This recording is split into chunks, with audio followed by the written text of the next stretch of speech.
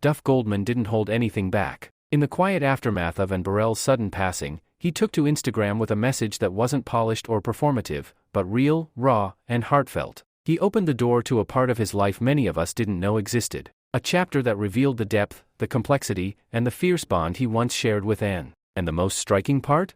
Their final conversation wasn't about fame, legacy, or even the future. It was about catfish. Yeah, catfish. Let me explain. Back in 2006, Duff and Anne were both on the rise in the culinary world. She was going through a tough time, one of those personal lows that can feel like it'll never end. That's when Duff stepped in, not with advice, but with a cake. And not just any cake. It was decorated with the words, "Don't let the bastards win." That cake wasn't just sugar and flour, it was a message. A silent battle cry of solidarity. And Anne?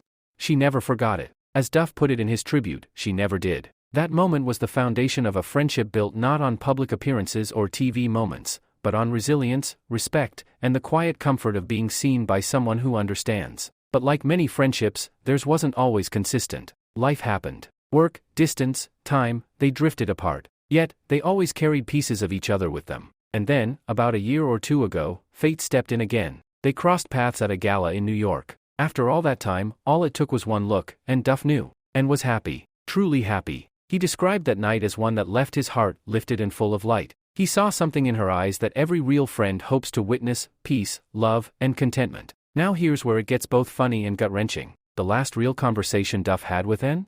It wasn't sentimental or heavy. It was spirited. They debated about catfish. She called it trash fish. Said it tastes like mud. Duff, in true culinary rebel fashion, pushed back. They teased each other. They laughed. She called him cake boy. He laughed and fired back. And it's that memory, so ordinary, so silly, that now feels sacred. Because Duff says, that's the memory I'm choosing to hold on to right now. He remembered her not as the Food Network star or the bold TV personality, but as the sharp, funny, deeply layered woman who knew how to throw down in a catfish debate. That kind of memory? It's honest, it's real, and it hurts in the most human way possible. But here's the part that truly hits home. In his tribute, Duff spoke about her armor, the toughness that people often saw first. But beneath that?